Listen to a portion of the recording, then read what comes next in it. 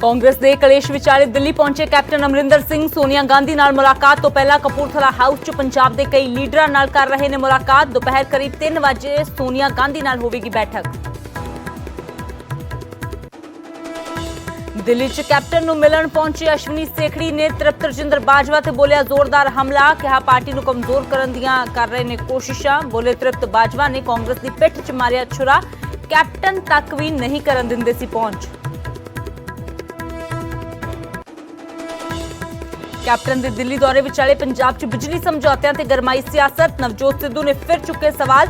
ਬੋਲੇ ਬਿਜਲੀ ਸਮਝੌਤਿਆਂ ਦੇ ਰੱਦ ਹੋਣ ਤੱਕ ਮੁਫਤ ਬਿਜਲੀ ਦੇ ਸਾਰੇ ਦਾਅਵੇ ਖੋਖਲੇ। ਕੇਂਦਰੀ ਕੈਬਨਿਟ ਦੇ ਵਿਸਥਾਰ ਦੀਆਂ ਚਰਚਾਵਾਂ ਵਿਚਾਲੇ ਮੋਦੀ ਸਰਕਾਰ ਨੇ ਬਦਲੇ 8 ਸੂਬਿਆਂ ਦੇ ਰਾਜਪਾਲ। ਬੰਡਾਰੂ ਦੱਤਾਤਰੇਆ ਹਰਿਆਣਾ ਤੇ ਰਜਿੰਦਰ ਵਿਸ਼ਵਨਾਥ ਹਿਮਾਚਲ ਦੇ ਰਾਜਪਾਲ ਨਿਯੁਕਤ। ਹਰਿਆਣਾ ਦੇ ਡੱਬਵਾਲੀ 'ਚ ਬੀਜੇਪੀ ਦੇ ਸਮਾਗਮ ਦੌਰਾਨ ਹੋਇਆ ਜ਼ਬਰਦਸਤ ਹੰਗਾਮਾ। ਕਿਸਾਨਾਂ ਨੇ ਬੀਜੇਪੀ ਦੇ ਸਥਾਨਕ ਲੀਡਰ ਨਾਲ ਬੁਰੀ ਤਰ੍ਹਾਂ ਕੀਤੀ ਕੁੱਟਮਾਰ, ਕੱਪੜੇ ਤੱਕ ਪਾੜਨ ਦੀ ਹੋਈ ਕੋਸ਼ਿਸ਼। ਫਿਰੋਜ਼ਪੁਰ 'ਚ ਕਿਸਾਨਾਂ ਨੇ ਕੈਬਨਿਟ ਮੰਤਰੀ ਰਾਣਾ ਗੁਰਮੀਤ ਸੋਢੀ ਦਾ ਕੀਤਾ ਵਿਰੋਧ। ਬਿਜਲੀ ਸੰਕਟ ਦੇ ਮੁੱਦੇ ਤੇ ਪਾਇਆ ਘੇਰਾ, ਕਾਲੀਆਂ ਝੰਡੀਆਂ ਦਿਖਾ ਕੇ ਕੀਤਾ ਪ੍ਰਦਰਸ਼ਨ। ਗੰਨਾ ਮਿਲ ਤੋਂ ਸਤਾਏ ਮਲੇਰਕੋਟਲਾ ਦੇ ਕਿਸਾਨ ਨੇ ਨਸ਼ਟ ਕੀਤੀ 5 ਏਕੜ ਗੰਨੇ ਦੀ ਫਸਲ। ਪਿਛਲੀ ਪੇਮੈਂਟ ਨਾ ਹੋਣ ਤੋਂ ਸੀ ਪਰੇਸ਼ਾਨ। ਕਿਹਾ ਜੇ ਖੇਤੀ ਸੈਕਟਰ 'ਚ ਨਾ ਜੇ ਆਈਆਂ ਨਿੱਜੀ ਕੰਪਨੀਆਂ ਤਾਂ ਹੋਵੇਗਾ ਸਾਡੇ ਵਰਗਾ ਹਾਲ। ਕੋਟਕਪੂਰਾ ਨਗਰ ਕੌਂਸਲ ਦੀ ਪ੍ਰਧਾਨ ਦੀ ਚੋਣ ਦਾ ਭਖਿਆ ਮਾਮਲਾ। ਰਾਹੁਲ ਸਿੱਧੂ ਦੇ ਸਮਰਥਕ 2 ਕੌਂਸਲਰ ਪੈਟਰੋਲ ਲੈ ਕੇ ਪਾਣੀ ਦੀ ਟੰਕੀ ਤੇ ਚੜੇ। ਐਕਸੀਡੈਂਟ 'ਚ ਜ਼ਖਮੀ। ਰਾਹੁਲ ਦੇ ਸਿਹਤਯਾਬ ਹੋਣ ਤੱਕ ਪ੍ਰਧਾਨਗੀ ਦੀ ਚੋਣ ਟਾਲਣ ਦੀ ਮੰਗ। ਰਿਟਾਇਰਡ ਅਫਸਰਾਂ ਤੇ ਫਿਰ ਮਿਹਰਬਾਨ ਹੋਈ ਹਰਿਆਣਾ ਸਰਕਾਰ। ਰਿਟਾਇਰਮੈਂਟ ਤੋਂ ਬਾਅਦ ਨਿਯੁਕਤੀ ਹੋਣ ਤੇ ਮਿਲੇਗੀ 20 ਲੱਖ ਦੀ ਲਗਜ਼ਰੀ ਕਾਰ। ਕਾਰ ਨਾ ਖਰੀਦਣ ਵਾਲਿਆਂ ਨੂੰ ਮਿਲੇਗਾ ਟਰੈਵਲ ਭੱਤਾ। ਜੇਲ੍ਹ ਤੋਂ ਰਿਹਾ ਹੋਣ ਤੋਂ ਬਾਅਦ ਚੌਧਰੀ ਦੇਵੀਲਾਲ ਦੀ ਸਮਾਧੀ ਤੇ ਪਹੁੰਚੇ ਓਪੀ ਚੌਟਾਲਾ। ਨਿਊਜ਼ 18 ਤੇ ਬੋਲੇ ਚੌਧਰੀ ਦੇਵੀਲਾਲ ਦੇ ਸੁਪਨੇ ਪੂਰੇ ਹੋਣ ਤੱਕ ਰਾਜਨੀਤੀ 'ਚ ਰਹਾਂਗਾ ਸਰਗਰਮ। ਪੰਜਾਬ ਦੇ ਸਾਬਕਾ ਡੀਜੀਪੀ ਮੁਹੰਮਦ ਇਜ਼ਹਾਰ ਆਲਮ ਦਾ ਹੋਇਆ ਦੇਹਾਂਤ। ਅੱਤਵਾਦ ਦੇ ਦੌਰ 'ਚ ਵਿਵਾਦਾਂ 'ਚ ਰਿਹਾ ਸੀ ਕਾਰਜਕਾਲ। ਮਨੁੱਖੀ ਅਧਿਕਾਰਾਂ ਦੀ ਉਲੰਘਣਾ ਦੇ ਲੱਗੇ ਸੀ ਇਲਜ਼ਾਮ। हेडलाइंस के प्रायोजक settling abroad services private limited. पे ऑल फी आफ्टर वीजा।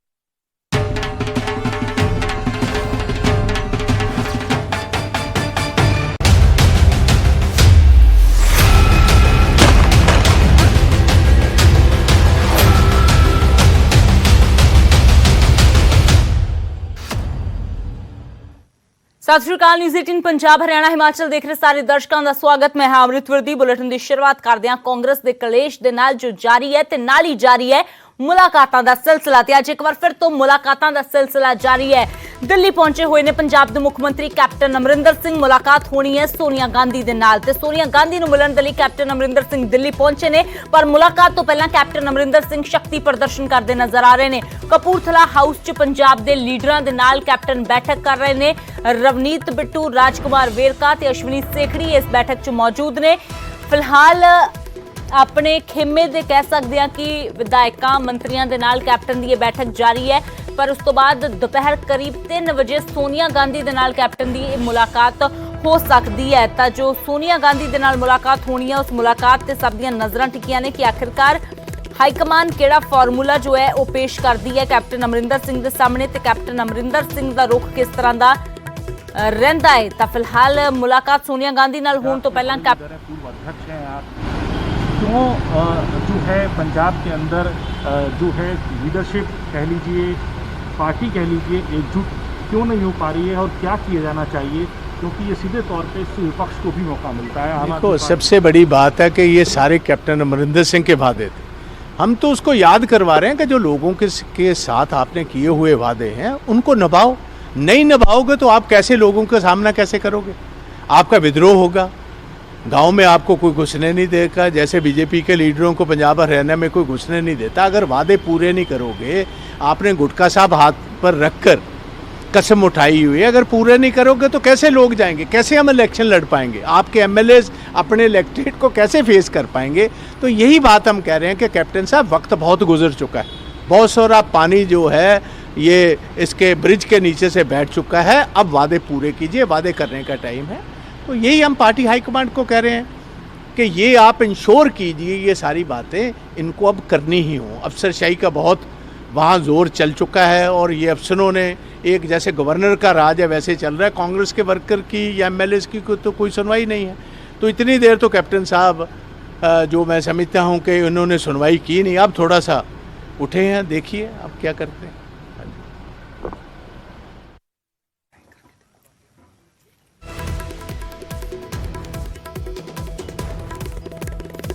ਤਾਂ ਪ੍ਰਤਾਪ ਸਿੰਘ ਬਾਜਵਾ ਇੱਕ ਵਾਰ ਫਿਰ ਤੋਂ ਕੈਪਟਨ ਅਮਰਿੰਦਰ ਸਿੰਘ ਨੂੰ ਵਾਅਦੇ ਯਾਦ ਕਰਾਉਂਦੇ ਨਜ਼ਰ ਆਏ ਨੇ। ਕਹਿੰਦੇ ਨੇ ਕਿ ਅਸੀਂ ਵਿਰੋਧ ਨਹੀਂ ਕਰ ਰਹੇ ਬਲਕਿ ਅਸੀਂ ਤਾਂ ਸਿਰਫ ਵਿਰੋਧ ਨਾ ਹੋਵੇ ਇਸ ਦੇ ਲਈ ਕੈਪਟਨ ਅਮਰਿੰਦਰ ਸਿੰਘ ਨੂੰ ਵਾਅਦੇ ਯਾਦ ਕਰਾ ਰਹੇ ਹਾਂ ਕਿ ਸਮਾਂ ਰਹਿੰਦਿਆਂ ਜੇਕਰ ਵਾਅਦੇ ਨਾ ਪੂਰੇ ਕੀਤੇ ਤਾਂ ਫਿਰ ਲੋਕਾਂ ਦੀ ਕਚਹਿਰੀ ਦੇ ਵਿੱਚ ਜਾਣਾ ਮੁਸ਼ਕਲ ਹੋ ਜਾਵੇਗਾ ਤਾਂ ਖਾਮਿਆਜ਼ਾ ਕਾਂਗਰਸ ਨੂੰ ਹੀ ਭੁਗਤਣਾ ਪਵੇਗਾ।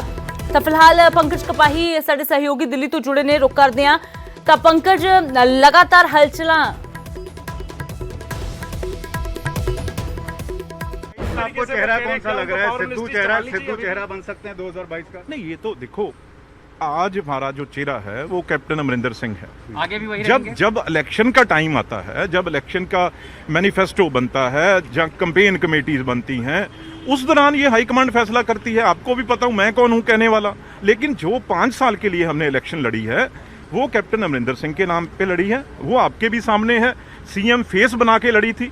तो उन्होंने आज भी ट्वीट किया, उन्होंने कहा कि 300 यूनिट बिजली तभी मिल सकती है अगर पीपीए जो एग्रीमेंट है उनको रद्द किया जाए। भी अरे उनको पावर मिनिस्ट्री संभालनी चाहिए थी, पावर मिनिस्ट्री उनको संभालनी चाहिए थी। तो अच्छा होता अगर 2-3 साल में अच्छा काम हो जाता पावर में, अगर वो मिनिस्ट्री संभालते।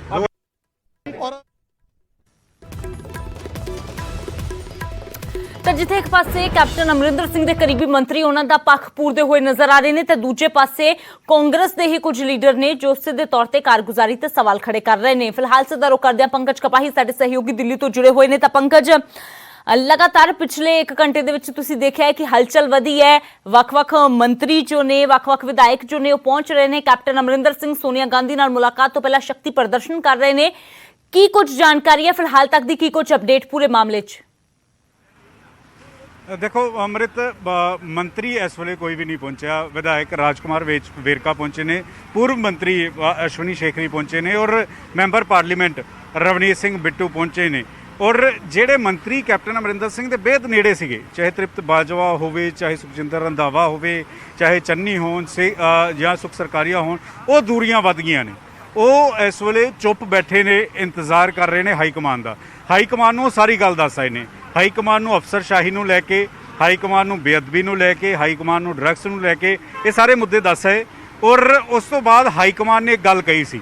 ਹਾਈਕਮਾਨ ਨੇ ਕਿਹਾ ਸੀ ਅਸੀਂ ਫੈਸਲਾ ਕਰਾਂਗੇ, 8 ਤੋਂ 10 ਤਰੀਕ ਤੱਕ ਫੈਸਲਾ ਕਰਾਂਗੇ, ਲੇਕਿਨ ਉਦੋਂ ਤੱਕ ਕੋਈ ਬਾਹਰ ਬਿਆਨ ਨਾ ਦੇਵੇ।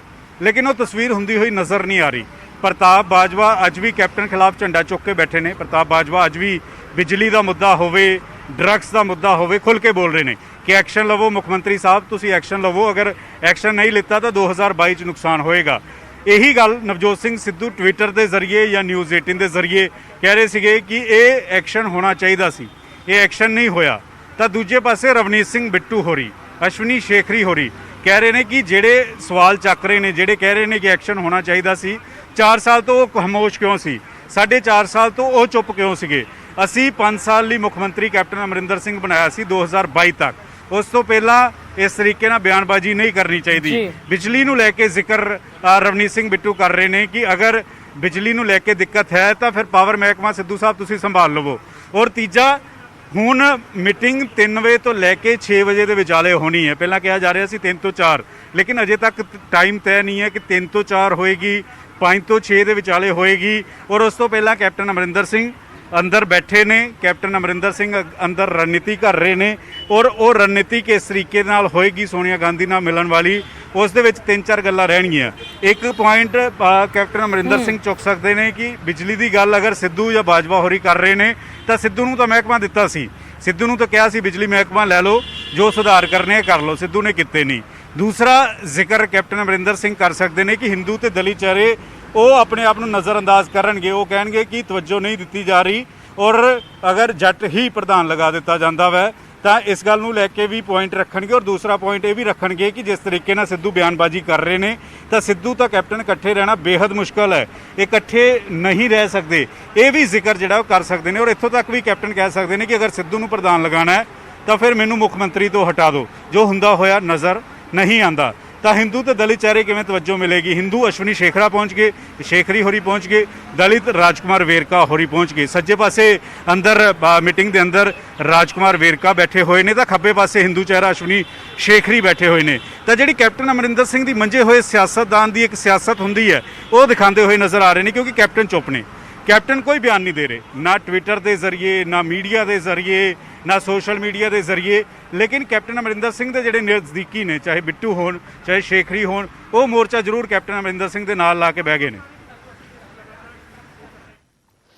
ਬਿਲਕੁਲ ਤਸੇ ਦੇ ਤੌਰ ਤੇ ਇਸ ਵੇਲੇ ਜ਼ਰੂਰ ਕਹਿ ਸਕਦੇ ਹਾਂ ਕਿ ਕੈਪਟਨ ਖੇਮੇ ਦੇ ਜੋ ਵਿਧਾਇਕ ਨੇ, ਜੋ ਸੰਸਦ ਨੇ, ਉਹਨਾਂ ਦਾ ਹਮੇਸ਼ਾ ਪੱਖ ਪੂਰਦੇ ਨੇ। ਇਸ ਵੇਲੇ ਕੈਪਟਨ ਦੇ ਨਾਲ ਬੈਠੇ ਹੋਏ ਨਜ਼ਰ ਆ ਰਹੇ ਨੇ। ਪਰ ਅੱਜ ਕਹਿ ਸਕਦੇ ਹਾਂ ਕਿ ਜੋ ਸੈਂਟਰ ਆਫ ਅਟਰੈਕਸ਼ਨ ਹੈ ਤਾਂ ਸੋਨੀਆ ਗਾਂਧੀ ਦੇ ਨਾਲ ਜਿਹੜੀ ਹੋਣ ਵਾਲੀ ਮੀਟਿੰਗ ਹੈ ਉਹ ਹੈ, ਜਿਸ ਤੇ ਨਜ਼ਰਾਂ ਸਭ ਦੀਆਂ ਪੰਕਜ ਟਿੱਕੀਆਂ ਹੋਈਆਂ ਨੇ। ਫਿਲਹਾਲ ਕੀ ਕੁਝ ਨਿਕਲ ਕੇ ਸਾਹਮਣੇ ਆਉਂਦਾ ਹੈ, ਕਿਉਂਕਿ ਆਸਾਨ ਤਾਂ ਨਹੀਂ ਹੈ ਕਿ ਅੱਜ ਦੀ ਮੀਟਿੰਗ ਦੇ ਵਿੱਚ ਹੀ ਸਾਰੀਆਂ ਚੀਜ਼ਾਂ ਦਰੁਸਤ ਕਰ ਲਈਆਂ ਜਾਣ, ਪਰ ਮੁਸ਼ਕਿਲ ਤੇ ਚੁਣੌਤੀਆਂ ਬਹੁਤ ਵੱਡੀਆਂ ਨੇ ਕਾਂਗਰਸ ਦੇ ਅੱਗੇ। ਕਿਉਂਕਿ ਜੇਕਰ ਸਾਰਾ ਸਮਾਂ ਹੀ ਕਾਂਗਰਸ ਇਸ ਤਰ੍ਹਾਂ ਆਪਣੇ ਕਲੇਸ਼ ਨੂੰ ਸੁਲਝਾਉਂਦਿਆਂ ਲਗਾ ਦੇਵੇਗੀ ਤਾਂ ਚੋਣਾਂ ਦੀ ਤਿਆਰੀ ਕਿਸ ਵੇਲੇ ਕਰੇਗੀ, ਇਹ ਵੀ ਵੱਡਾ ਸਵਾਲ ਹੈ। ਤੇ ਇਸ ਤਰ੍ਹਾਂ ਆਪਸੀ ਕਲੇਸ਼ ਦੇ ਵਿੱਚ ਉਲਝ ਕੇ ਰਹਿ ਗਈ ਕਾਂਗਰਸ ਵਿਰੋਧੀਆਂ ਨੂੰ ਜ਼ਰੂਰ ਮੌਕਾ ਦੇ ਰਹੀ ਹੈ ਆਪਣੀ ਜ਼ਮੀਨ ਵੀ ਪੁਖਤਾ ਕਰਨ ਦਾ ਤੇ ਨਾਲ ਹੀ ਨਾਲ ਆਪਣੇ ਵਾਰ ਕਰਨ ਦਾ ਕਾਂਗਰਸ ਦੇ ਉੱਪਰ। ਫਿਲਹਾਲ ਸ਼ੁਕਰੀਆ ਪੰਕਜ ਇਸ तमाम ਜਾਣਕਾਰੀ ਦੇ ਲਈ। ਫਿਰ ਤੋਂ ਤੁਹਾਡਾ ਰੁਖ ਕਰਾਂਗੇ ਤਾਂ ਦਿੱਲੀ ਦੇ ਵਿੱਚ ਅੱਜ ਲਗਾਤਾਰ ਹਲਚਲ ਵਧੀ ਹੋਈ ਹੈ। ਦਿੱਲੀ ਦੇ ਵਿੱਚ ਇਸ ਵੇਲੇ ਕਪੂਰਥਲਾ ਹਾਊਸ ਦੇ ਵਿੱਚ ਕੈਪਟਨ ਅਮਰਿੰਦਰ ਸਿੰਘ ਮੌਜੂਦ ਨੇ, ਨਾਲ ਮੌਜੂਦ ਨੇ ਲੁਧਿਆਣਾ ਤੋਂ ਕਾਂਗਰਸ ਦੇ ਸਾਂਸਦ ਰਵਨੀਤ ਬਿੱਟੂ, ਨਾਲ ਹੀ ਰਾਜਕੁਮਾਰ ਵੇਰਕਾ ਜੋ ਮੌਜੂਦ ਨੇ, ਜੋ ਇੱਕ ਦਲਿਤ ਚਿਹਰਾ ਕਹਿ ਜਾਂਦੇ ਨੇ। ਹਮੇਸ਼ਾ ਜਦੋਂ ਕਿਸੇ ਕੈਬਨਿਟ ਦੇ ਵਿਸਥਾਰ ਦੀ ਗੱਲ ਹੁੰਦੀ ਹੈ ਜਾਂ ਅਹੁਦਿਆਂ 'ਚ ਫੇਰਬਦਲ ਦੀ ਗੱਲ ਹੁੰਦੀ ਹੈ ਤਾਂ ਰਾਜਕੁਮਾਰ ਵੇਰਕਾ ਦਾ ਨਾਮ ਜ਼ਰੂਰ ਅੱਗੇ ਆਉਂਦਾ ਹੈ। ਪਰ ਕੀ ਰਾਜਕੁਮਾਰ ਵੇਰਕਾ ਨੂੰ ਕਿਤੇ ਫਿੱਟ ਕੀਤਾ ਜਾਂਦਾ ਹੈ? ਦਲਿਤ ਚਿਹਰੇ ਨੂੰ ਦੇਖਦੇ ਹਾਂ, ਦਲਿਤ ਵੋਟ ਬੈਂਕ ਨੂੰ ਦੇਖਦੇ ਹਾਂ। ਦੂਜੇ ਪਾਸੇ ਹਿੰਦੂ ਚਿਹਰਿਆਂ ਦੇ ਵਿੱਚੋਂ ਗੱਲ ਕਰੀਏ ਤਾਂ ਅਸ਼ਵਨੀ ਸੇਖੜੀ ਜਿਹੜੇ ਪਿਛਲੇ ਦਿਨੀ ਚਰਚਾ ਦੇ ਵਿੱਚ ਆਏ ਆਪਣੀ ਨਾਰਾਜ਼ਗੀ ਕਰਕੇ, ਇੱਥੋਂ ਤੱਕ ਕਿ ਪਾਰਟੀ ਛੱਡਣ ਤੱਕ ਦੀਆਂ ਜੋ ਗੱਲਾਂ ਪਹੁੰਚ ਗਈਆਂ। ਪਰ ਇਸ ਸਭ ਦੇ ਵਿਚਾਲੇ ਅਸ਼ਵਨੀ ਸੇਖੜੀ ਨੂੰ ਰੋਕਿਆ ਗਿਆ।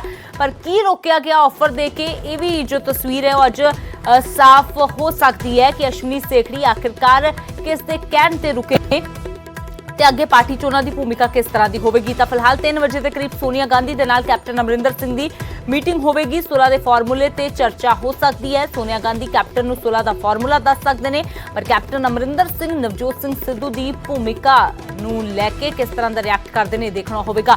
ਦੂਜੇ ਪਾਸੇ ਬਾਜਵਾ ਨੇ ਕਾਂਗਰਸ ਨੂੰ ਹੀ ਕਮਜ਼ੋਰ ਕਰਨ ਦੇ ਕੋਸ਼ਿਸ਼ ਕਰਨ ਦੇ ਇਲਜ਼ਾਮ ਲਗਾਏ ਨੇ। ਬਾਜਵਾ ਵਰਗੇ ਲੋਕ ਜੋ ਨੇ, ਤ੍ਰਿਪਤ ਰਜਿੰਦਰ ਬਾਜਵਾ ਦੀ ਗੱਲ ਕਰ ਰਹੇ ਨੇ। ਅਸ਼ਵਨੀ ਸੇਖੜੀ ਜਿਹੜੇ ਪਹਿਲਾਂ ਨਾਰਾਜ਼ ਵੀ ਤ੍ਰਿਪਤ ਰਜਿੰਦਰ ਬਾਜਵਾ ਦੇ ਕਾਰਨ ਹੀ ਸੀ, ਕਿਉਂਕਿ ਤ੍ਰਿਪਤ ਰਜਿੰਦਰ ਬਾਜਵਾ ਦੇ ਉੱਪਰ ਇਲਜ਼ਾਮ ਲਗਾਉਂਦੇ ਸੀ ਕਿ ਮੈਨੂੰ ਨਾ ਤਾਂ ਖੁੱਲ ਕੇ ਕੰਮ ਕਰਨ ਦਿੰਦੇ ਨੇ, ਨਾ ਹੀ ਸਹਿਯੋਗ ਕਰਦੇ ਨੇ। ਤਾਂ ਮੰਥਨ ਵਿਚਾਲੇ ਜਿੱਥੇ ਪੰਜਾਬ ਕਾਂਗਰਸ ਦਾ ਕਲੇਸ਼ ਜਾਰੀ ਹੈ, ਉੱਥੇ ਦਿੱਲੀ ਪਹੁੰਚੇ ਅਸ਼ਵਨੀ ਸੇਖੜੀ ਨੇ ਤ੍ਰਿਪਤ ਰਜਿੰਦਰ ਬਾਜਵਾ ਤੇ ਵੱਡਾ ਹਮਲਾ ਕੀਤਾ। ਕਿਹਾ ਤ੍ਰਿਪਤ ਰਜਿੰਦਰ ਬਾਜਵਾ ਨੇ ਆਪਣੀ ਹੀ ਪਾਰਟੀ ਦੀ ਪਿੱਠ 'ਚ ਛੁਰਾ ਮਾਰਿਆ ਹੈ। ਬਾਜਵਾ ਨੇ ਕਾਂਗਰਸ ਨੂੰ ਕਮਜ਼ੋਰ ਕਰਨ ਦੀ ਕੋਸ਼ਿਸ਼ ਕੀਤੀ ਹੈ।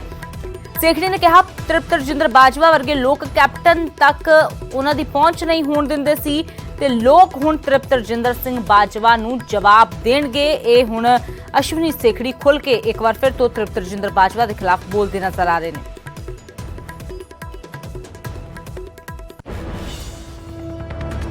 ਕਾਂਗਰਸ ਦੇ ਲੀਡਰ ਕੀ ਸੋਚ ਰਹੇ ਨੇ, ਕਿ ਸਿੱਧੂ ਨੂੰ ਪ੍ਰਧਾਨ ਅਸੈਪਟ ਕਰ ਰਹੇ ਨੇ? ਸੇਖੜੀ ਹੋਰਾਂ ਤੋਂ ਪੁੱਛ ਲੈਂਦੇ ਔਰ ਕਿਸ ਤਰੀਕੇ ਦੇ ਨਾਲ ਸਿਆਸਤ ਚੱਲ ਰਹੀ ਹੈ। ਸੇਖੜੀ ਸਾਹਿਬ ਇਹ ਦੱਸੋ, ਚਰਚਾਵਾਂ ਕਿ ਸਿੱਧੂ ਨੂੰ ਪ੍ਰਧਾਨ ਲਗਾਇਆ ਜਾਣਾ ਚਾਹੀਦਾ, ਕਿਸ ਤਰੀਕੇ ਦੇ ਨਾਲ ਦੇਖਦੇ ਹੋ ਔਰ ਕਿਵੇਂ ਤੁਹਾਨੂੰ ਲੱਗ ਰਿਹਾ ਹੈ ਕਿ ਕਾਂਗਰਸ ਦਾ ਕਲੇਸ਼ ਜਿਹੜਾ ਉਹ ਮੁੱਕੇਗਾ? ਕਿ ਸਿੱਧੂ ਪ੍ਰਧਾਨ ਲੱਗੇ ਜਾਂ ਤੁਹਾਨੂੰ ਲੱਗਦਾ ਹੈ ਕਿ ਹਿੰਦੂ ਜਾਂ ਦਲਿਤ ਚਿਹਰਿਆਂ ਨੂੰ ਵੀ ਪ੍ਰਧਾਨ ਜਾਂ ਡਿਪਟੀ ਸੀਐਮ ਲਗਾਉਣਾ ਚਾਹੀਦਾ? ਤਾਂ ਭਾਈ ਜੀ ਦੇਖੋ, ਇਸ ਤਰ੍ਹਾਂ ਹੈ ਕਿ ਪੰਜਾਬ ਦੀ ਫੁਲਵਾੜੀ 'ਚ ਹਰ ਤਰ੍ਹਾਂ ਦੀ ਕਮਿਊਨਿਟੀ ਰਹਿੰਦੀ। ਆਪਣੇ ਜੱਟ ਕਮਿਊਨਿਟੀ ਦੇ ਲੋਕ ਰਹਿੰਦੇ, ਦੂਸਰੇ ਸਿੱਖ ਕਮਿਊਨਿਟੀ ਦੇ ਲੋਕ ਰਹਿੰਦੇ ਨੇ, ਦਲਿਤ ਵੀਰ ਰਹਿੰਦੇ ਨੇ, ਹਿੰਦੂ ਵੀਰ ਰਹਿੰਦੇ ਨੇ, ਕ੍ਰਿਸਚਨ ਔਰ ਮੁਸਲਿਮ ਪਰਿਵਾਰ ਰਹਿੰਦੇ ਨੇ। ਕਾਂਗਰਸ ਪਾਰਟੀ ਸੈਕੂਲਰ ਪਾਰਟੀ ਔਰ ਕਾਂਗਰਸ ਪਾਰਟੀ 'ਚ ਹਰ ਕਮਿਊਨਿਟੀ ਨੂੰ ਪ੍ਰੋਪਰ ਰਿਪਰੈਜ਼ੈਂਟੇਸ਼ਨ ਮਿਲਣੀ ਜ਼ਰੂਰੀ ਹੈ। ਉਹ ਮੈਸੇਜ ਫਿਰ ਲੋਕਾਂ 'ਚ ਠੀਕ ਜਾਂਦਾ ਕਿ ਸਭ ਦਾ ਸਾਥ, ਸਭ ਦਾ ਵਿਕਾਸ ਜਿਹੜਾ ਹੈ ਉਹ ਤਦੇ ਹੋਏਗਾ ਜੇ ਸਾਰੀ ਪਾਰਟੀ ਦੇ ਲੀਡਰ ਇਕੱਠੇ ਹੋ ਕੇ ਗੱਲ ਕਰਨ। ਇਹ ਗੱਲ ਸਹੀ ਹੈ ਕਿ ਹਰ ਬੰਦਾ ਚਾਹੁੰਦਾ ਹੈ ਕਿ ਮੈਂ ਮੇਨ ਪੋਜੀਸ਼ਨ 'ਚ ਆ ਕੇ ਆਪਣੇ ਏਜੰਡਾ ਜਿਹੜਾ ਵਾ ਉਹਨੂੰ ਮੈਂ ਇੰਪਲੀਮੈਂਟ ਕਰਾਂ, ਲੋਕਾਂ ਦੀ ਸੇਵਾ ਦਾ ਤਰੀਕਾ ਕੱਢਾਂ। ਪਰ ਅੱਜ ਜਿਹੜਾ ਵਾ ਪੰਜਾਬ ਵਿੱਚ ਕੈਪਟਨ ਅਮਰਿੰਦਰ ਸਿੰਘ ਜੀ ਮੁੱਖ ਮੰਤਰੀ ਹਨ ਔਰ ਕੈਪਟਨ ਅਮਰਿੰਦਰ ਸਿੰਘ ਜੀ ਦੇ ਅੱਗੇ ਇਸ਼ੂਜ਼ ਵੱਡੇ ਕੀ ਨੇ ਉਹ ਐਨਾਲਿਸਿਸ ਕਰਦੇ ਪਏ ਨੇ, ਕਿਉਂਕਿ ਚੁਣਾਵ ਨੂੰ 8 ਮਹੀਨੇ ਰਹਿ ਗਏ ਸਿਰਫ। ਲੇਕਿਨ ਜਿਹੜੀ ਪ੍ਰਧਾਨਗੀ ਨੂੰ ਲੈ ਕੇ ਹੈ ਚਰਚਾ ਇਹ ਹੈ ਕਿ ਇੱਕ ਹਿੰਦੂ ਚਿਹਰਾ, ਇੱਕ ਦਲਿਤ ਚਿਹਰਾ ਕਾਰਜਕਾਰੀ ਲਗਾਇਆ ਜਾ ਸਕਦਾ ਹੈ, ਡਿਪਟੀ ਸੀਐਮ ਲਗਾਇਆ ਜਾ ਸਕਦਾ। ਤੁਹਾਨੂੰ ਲੱਗਦਾ 4 ਸਾਲਾਂ 'ਚ ਨਜ਼ਰਅੰਦਾਜ਼ ਹੋਏ ਨੇ ਜਾਂ ਕਿਸ ਤਰੀਕੇ ਨਾਲ ਤੁਸੀਂ ਅੱਗੇ ਜਿਹੜੀ ਹਾਈ ਕਮਾਂਡ ਦੇ ਸਾਹਮਣੇ ਗੱਲ ਰੱਖੋਗੇ? ਨਾਰਾਜ਼ ਤੁਸੀਂ ਵੀ ਸੀ, ਤੁਸੀਂ ਵੀ ਅਕਾਲੀ ਦਲ 'ਚ ਚੱਲੇ ਸੀਗੇ। ਦੇਖੋ, ਮੈਂ ਸਮਝਦਾ ਵਾਂ ਕਿ ਜੇ ਪਰਿਵਾਰ ਵਿੱਚ ਬੱਚਿਆਂ ਨੂੰ ਪ੍ਰੋਪਰ ਉਹਨਾਂ ਦਾ ਮਾਨ ਸਨਮਾਨ ਨਹੀਂ ਮਿਲਦਾ ਤੇ ਬੱਚੇ ਫਿਰ ਘਰ ਛੱਡ ਕੇ ਚਲੇ ਜਾਂਦੇ ਨੇ। ਕਾਂਗਰਸ ਪਾਰਟੀ ਨੂੰ ਅੱਜ ਹਰ ਇੱਕ ਵਰਕਰ ਦੀ ਜ਼ਰੂਰਤ ਹੈ ਔਰ ਉਹਨਾਂ ਸਾਥੀਆਂ ਦੀ ਜ਼ਿਆਦਾ ਜ਼ਰੂਰਤ ਹੈ ਜਿਹੜੇ ਕਿ ਟ੍ਰੈਡੀਸ਼ਨਲੀ ਜਿਨ੍ਹਾਂ ਦੇ ਡੀਐਨਏ 'ਚ ਕਾਂਗਰਸ ਹੈ, ਜਿਹੜੇ ਦਹਾਕਿਆਂ ਤੋਂ ਕਾਂਗਰਸ ਦਾ ਕੰਮ ਕਰਦੇ ਪਏ ਨੇ, 50 ਸਾਲ ਦੇ 40 ਸਾਲ ਦੇ, ਉਹਨਾਂ ਲੋਕਾਂ ਦੀ ਵੀ ਜ਼ਰੂਰਤ ਓਨੀ ਹੈ ਜਿੰਨੀ ਨਵੇਂ ਲੋਕਾਂ ਦੀ ਜ਼ਰੂਰਤ ਹੈ। ਸੋ ਤੁਸੀਂ ਸਿੱਧੂ ਸਾਹਿਬ ਦਾ ਸਵਾਲ ਚੁੱਕਿਆ ਹੈਗਾ। ਸਿੱਧੂ ਸਾਹਿਬ ਅਜੇ ਸਾਡੀ ਪਾਰਟੀ 'ਚ ਆਏ ਨੇ, 4 ਸਾਲ ਹੋਏ ਨੇ ਔਰ ਪਾਰਟੀ ਨੇ ਉਹਨਾਂ ਨੂੰ ਬੜਾ ਨਵਾਜਿਆ ਹੈ, ਉਹਨਾਂ ਨੂੰ ਬੜੀ ਇੰਪੋਰਟੈਂਟ ਪੋਜੀਸ਼ਨ ਦਿੱਤੀਆਂ। ਕੈਪਟਨ ਸਾਹਿਬ ਨੇ ਉਹਨਾਂ ਨੂੰ ਕਿਹਾ ਸੀਗਾ ਕਿ ਬਿਜਲੀ ਦਾ ਮਹਿਕਮਾ ਲੈ ਕੇ ਉਹਨੂੰ ਸੁਧਾਰੋ। ਮੈਂ ਸਮਝਦਾ ਕਿ ਸਿੱਧੂ ਸਾਹਿਬ ਨੂੰ ਸੁਧਾਰਨਾ ਚਾਹੀਦਾ ਸੀ। ਅੱਜ ਜਿਹੜਾ ਝਗੜਾ ਹੀ ਬਿਜਲੀ ਦਾ ਪਾ ਰਹੇ ਆ, ਸਿੱਧੂ ਸਾਹਿਬ ਵੀ ਇਹੀ ਬਿਆਨ ਦੇ ਰਹੇ ਨੇ ਕਿ ਬਿਜਲੀ ਠੀਕ ਨਹੀਂ ਆ। ਉਧਰੋਂ ਅਕਾਲੀ ਦਲ ਵੀ ਕਹਿ ਰਿਹਾ, ਸਾਰੇ ਆਪ ਪਾਰਟੀ ਵੀ ਕਹਿ ਰਹੀ ਕਿ ਬਿਜਲੀ ਠੀਕ ਨਹੀਂ ਹੈ।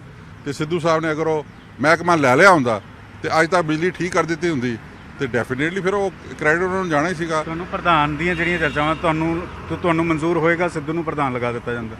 ਦੇਖੋ, ਦਲਿਤ ਕਮਿਊਨਿਟੀ ਹੈ, ਹਿੰਦੂ ਕਮਿਊਨਿਟੀ ਹੈ, ਉਹਨਾਂ ਨੂੰ ਵੀ ਰਿਪਰੈਜ਼ੈਂਟੇਸ਼ਨ ਦੇਣੀ ਜ਼ਰੂਰੀ ਹੈ, ਇਗਨੋਰ ਨਹੀਂ ਕੀਤਾ ਜਾ ਸਕਦਾ। ਔਰ ਮੈਂ ਸਮਝਦਾ ਵਾਂ ਕਿ ਇਸ ਵੇਲੇ ਪੰਜਾਬ ਵਿੱਚ ਇਹਨਾਂ ਦੋਨਾਂ ਕਮਿਊਨਿਟੀ ਦਾ ਕੋਈ ਨਾ ਕੋਈ ਪ੍ਰਧਾਨ ਲੱਗਣਾ ਚਾਹੀਦਾ।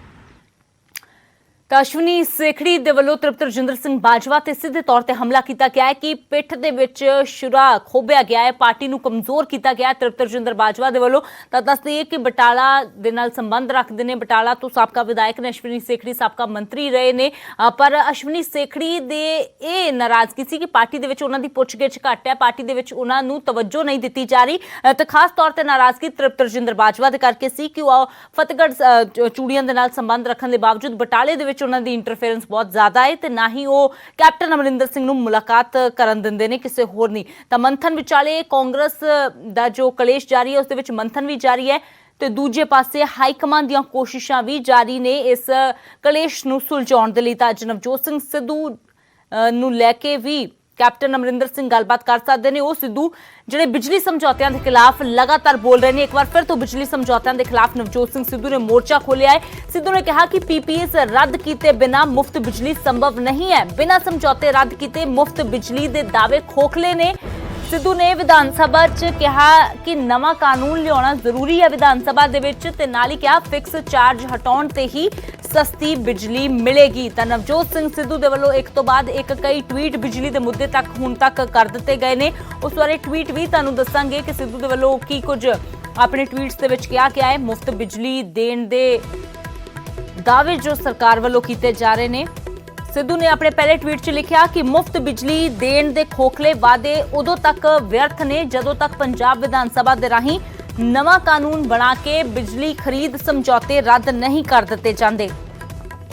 ਜਦੋਂ ਤੱਕ ਬਿਜਲੀ ਖਰੀਦ ਸਮਝੌਤਿਆਂ ਦੀਆਂ ਨੁਕਸਦਾਰ ਧਾਰਾਵਾਂ ਨੇ ਪੰਜਾਬ ਦੇ ਹੱਥ ਬੰਨੇ ਹੋਏ ਨੇ ਉਦੋਂ ਤੱਕ 300 ਯੂਨਿਟ ਮੁਫਤ ਬਿਜਲੀ ਦੇਣ ਦੀ ਗੱਲ ਖਿਆਲੀ ਪੁਲਾਓ ਹੋਈ ਹੈ। ਇਹ ਪਹਿਲਾ ਟਵੀਟ ਜੋ ਨਵਜੋਤ ਸਿੰਘ ਸਿੱਧੂ ਦੇ ਵੱਲੋਂ ਕੀਤਾ ਗਿਆ, ਪਰ ਕਈ ਟਵੀਟ ਕੀਤੇ ਨੇ, ਸਾਰੇ ਤੁਹਾਨੂੰ ਦੱਸਾਂਗੇ। ਦੂਜੇ ਟਵੀਟ ਦੇ ਵਿੱਚ ਨਵਜੋਤ ਸਿੰਘ ਸਿੱਧੂ ਨੇ ਕਿਹਾ ਕਿ ਬਿਜਲੀ ਖਰੀਦ ਸਮਝੌਤਿਆਂ ਅਧੀਨ ਪੰਜਾਬ 100% ਉਤਪਾਦਨ ਦੇ ਲਈ ਫਿਕਸਡ ਚਾਰਜ ਦੇਣ ਲਈ ਮਜਬੂਰ ਹੈ, ਜਦਕਿ ਬਾਕੀ ਸੂਬੇ 80% ਤੋਂ ਵੱਧ ਫਿਕਸਡ ਚਾਰਜ ਦੀ ਕੋਈ ਅਦਾਇਗੀ ਨਹੀਂ ਕਰਦੇ। ਬਿਜਲੀ ਖਰੀਦ ਸਮਝੌਤਿਆਂ ਦੇ ਅਧੀਨ ਪ੍ਰਾਈਵੇਟ ਬਿਜਲੀ ਪਲਾਂਟਾਂ ਨੂੰ ਜੇ ਇਹ ਫਿਕਸਡ ਚਾਰਜ ਅਦਾ ਨਾ ਕੀਤੇ ਜਾਣ ਤਾਂ ਇਸ ਨਾਲ ਪੰਜਾਬ ਦੀ ਬਿਜਲੀ ਦੀ ਕੀਮਤ ਸਿੱਧਾ 1.20 ਰੁਪਏ ਪ੍ਰਤੀ ਯੂਨਿਟ ਜੋ ਘਟ ਜਾਵੇਗੀ। ਤੀਜੇ ਟਵੀਟ ਦੇ ਵਿੱਚ ਨਵਜੋਤ ਸਿੰਘ ਸਿੱਧੂ ਕਹਿੰਦੇ ਨੇ ਕਿ ਬਿਜਲੀ ਖਰੀਦ ਸਮਝੌਤੇ ਪੰਜਾਬ 'ਚ ਬਿਜਲੀ ਦੀ ਮੰਗ ਦੇ ਗਲਤ ਹਿਸਾਬ ਉੱਤੇ ਆਧਾਰਿਤ ਨੇ। ਬਿਜਲੀ ਦੀ ਵੱਧ ਤੋਂ ਵੱਧ ਮੰਗ 13,000 ਤੋਂ 14,000 ਮੈਗਾਵਾਟ ਸਿਰਫ 4 ਮਹੀਨੇ ਰਹਿੰਦੀ ਹੈ, ਬਾਕੀ ਸਮੇਂ ਇਹ 5,000 ਤੋਂ 6,000 ਮੈਗਾਵਾਟ ਘਟ ਜਾਂਦੀ ਹੈ। ਪਰ ਬਿਜਲੀ ਖਰੀਦ ਸਮਝੌਤੇ ਇਸ ਤਰ੍ਹਾਂ ਬਣਾਏ ਗਏ ਨੇ ਕਿ ਫਿਕਸਡ ਚਾਰਜ ਵੱਧ ਤੋਂ ਵੱਧ ਮੰਗ 13-14,000 ਮੈਗਾਵਾਟ ਅਨੁਸਾਰ ਹੀ ਅਦਾ ਕਰਨੇ ਪੈ ਰਹੇ ਨੇ। ਚੌਥੇ ਟਵੀਟ ਦੇ ਵਿੱਚ ਨਵਜੋਤ ਸਿੰਘ ਸਿੱਧੂ ਕਹਿੰਦੇ ਨੇ ਕਿ ਇਸ ਤੋਂ ਵੀ ਵੱਧ ਚਿੰਤਾ ਵਾਲੀ ਗੱਲ ਹੈ ਕਿ ਬਿਜਲੀ ਦੀ ਵੱਧ ਤੋਂ ਵੱਧ ਮੰਗ ਵਾਲੇ ਸਮੇਂ ਦੌਰਾਨ ਪ੍ਰਾਈਵੇਟ ਬਿਜਲੀ ਪਲਾਂਟਾਂ ਵੱਲੋਂ ਲਾਜ਼ਮੀ ਬਿਜਲੀ ਪੂਰਤੀ ਲਈ ਕੋਈ ਵੀ ਪ੍ਰੋਵੀਜ਼ਨ ਬਿਜਲੀ ਖਰੀਦ ਸਮਝੌਤਿਆਂ 'ਚ ਦਰਜ ਨਹੀਂ ਹੈ। ਇਸ ਲਈ ਝੋਨੇ ਦੀ ਬਿਜਾਈ ਦੇ ਮੌਕੇ ਉਹਨਾਂ ਨੇ ਆਪਣੇ 2 ਬਿਜਲੀ ਪਲਾਂਟ ਮੁਰੰਮਤ ਕੀਤੇ ਬਿਨਾਂ ਹੀ ਬੰਦ ਕਰ ਦਿੱਤੇ। ਫਲਸਰੂਪ ਅੱਜ ਪੰਜਾਬ ਨੂੰ ਵਾਧੂ ਬਿਜਲੀ ਖਰੀਦਣੀ ਪੈ ਰਹੀ ਹੈ। ਆਪਣੇ 5ਵੇਂ ਟਵੀਟ ਦੇ ਵਿੱਚ ਨਵਜੋਤ ਸਿੰਘ ਸਿੱਧੂ ਕਹਿੰਦੇ ਨੇ ਕਿ ਨੁਕਸਦਾਰ ਬਿਜਲੀ ਖਰੀਦ ਸਮਝੌਤਿਆਂ ਦੀ ਪੰਜਾਬ ਦੇ ਲੋਕਾਂ ਨੇ ਹਜ਼ਾਰਾਂ ਕਰੋੜ ਰੁਪਏ ਕੀਮਤ ਚੁਕਾਈ ਹੈ। ਬਿਜਲੀ ਖਰੀਦ ਸਮਝੌਤੇ ਹੋਣ ਤੋਂ ਪਹਿਲਾਂ ਬੋਲੀ ਸੰਬੰਧੀ ਪੁੱਛਗਿੱਛ ਦੇ ਗਲਤ ਜਵਾਬ ਦੇਣ ਕਰਕੇ ਪੰਜਾਬ ਨੇ 3200 ਕਰੋੜ ਰੁਪਏ ਤਾਂ ਸਿਰਫ ਕੋਲਾ ਸਾਫ਼ ਕਰਨ ਦੇ ਲਈ ਯਾਨੀ ਕਿ ਕੋਲ ਵਾਸ਼ਿੰਗ ਦੇ ਚਾਰਜ ਵਜੋਂ ਹੀ ਅਦਾ ਕੀਤੇ ਨੇ। ਪ੍ਰਾਈਵੇਟ ਪਲਾਂਟ ਮੁਕੱਦਮਾ ਕਰਨ ਲਈ ਚੋਰ ਮੋਰੀਆਂ ਲੱਭ ਰਹੇ ਨੇ। ਇਸ ਦੀ ਕੀਮਤ ਪੰਜਾਬ ਨੂੰ ਪਹਿਲਾਂ ਹੀ 25000 ਕਰੋੜ ਰੁਪਏ ਚੁਕਾਣੀ ਪਈ ਹੈ। ਤੇ ਆਪਣੇ ਇੱਕ ਹੋਰ ਟਵੀਟ ਦੇ ਵਿੱਚ 6ਵੇਂ ਟਵੀਟ ਦੇ ਵਿੱਚ ਨਵਜੋਤ ਸਿੰਘ ਸਿੱਧੂ ਨੇ ਕਿਹਾ ਕਿ ਪੰਜਾਬ ਦੇ ਲੋਕਾਂ ਦੇ ਭਲੇ ਨੂੰ ਬਿਲਕੁਲ ਅੱਖੋਂ ਪਰੋਖੇ ਕਰਕੇ ਬਿਜਲੀ ਖਰੀਦ ਸਮਝੌਤੇ ਬਾਦਲਾਂ ਨੂੰ ਭ੍ਰਿਸ਼ਟ ਲਾਭ ਪਹੁੰਚਾਉਣ ਲਈ ਕੀਤੇ ਗਏ ਤੇ ਇਹ ਬਾਦਲ ਪਰਿਵਾਰ ਦੇ ਭ੍ਰਿਸ਼ਟਾਚਾਰੀ ਦਾ ਹੀ ਇੱਕ ਹੋਰ ਮਿਸਾਲ ਨੇ ਤੇ ਇਸ ਭ੍ਰਿਸ਼ਟਾਚਾਰ ਦਾ ਖਾਮਿਆਜ਼ਾ ਅੱਜ ਪੰਜਾਬ ਭੁਗਤ ਰਿਹਾ ਹੈ। ਪੰਜਾਬ ਵਿਧਾਨ ਸਭਾ 'ਚ ਨਵਾਂ ਕਾਨੂੰਨ ਤੇ ਬਿਜਲੀ ਖਰੀਦ ਸਮਝੌਤਿਆਂ ਤੇ ਵਾਈਟ ਪੇਪਰ ਲੈ ਕੇ ਆਉਣ ਦੇ ਨਾਲ ਹੀ ਆਪਾਂ ਪੰਜਾਬ ਨੂੰ ਇਨਸਾਫ ਦਿਵਾ ਸਕਦੇ ਹਾਂ।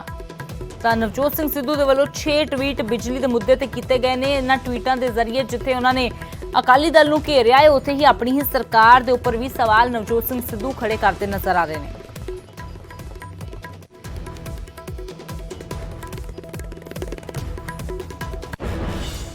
ਤਾਂ ਉਧਰ ਇੱਕ ਪਾਸੇ ਫਿਕਸ ਚਾਰਜ ਦੀਆਂ ਜੋ ਗੱਲਾਂ ਹੋ ਰਹੀਆਂ ਨੇ ਤਾਂ ਦੂਜੇ ਪਾਸੇ ਫਿਕਸ ਚਾਰਜ ਤੇ ਅਕਾਲੀ ਦਲ ਦੇ ਵੱਲੋਂ ਵੀ ਆਪਣਾ ਤਰਕ ਦਿੱਤਾ ਗਿਆ ਹੈ। ਅਕਾਲੀ ਦਲ ਦੇ ਵੱਲੋਂ ਸੁਖਬੀਰ ਬਾਦਲ ਨੇ ਇਹਨਾਂ ਫਿਕਸ ਚਾਰਜ ਤੇ ਕੀ ਕੁਝ ਕਿਹਾ ਹੈ, ਆਓ ਸੁਣਦੇ ਹਾਂ। ਹੁਣ ਮੈਂ ਤੁਹਾਨੂੰ ਦੱਸਣਾ ਚਾਹਣਾ ਫਿਕਸ ਚਾਰजेस ਬਾਰੇ।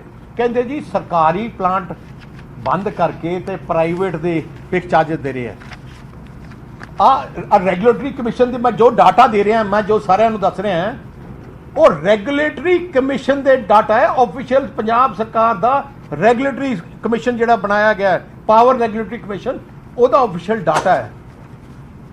ਜਿਹੜਾ ਰਾਜਪੁਰਾ ਪ੍ਰਾਈਵੇਟ ਥਰਮਲ ਪਲਾਂਟ ਹੈ ਇਹਦੇ ਫਿਕਸ ਚਾਰजेस ਹੈ 1 ਰੁਪਏ 54 ਪੈਸੇ।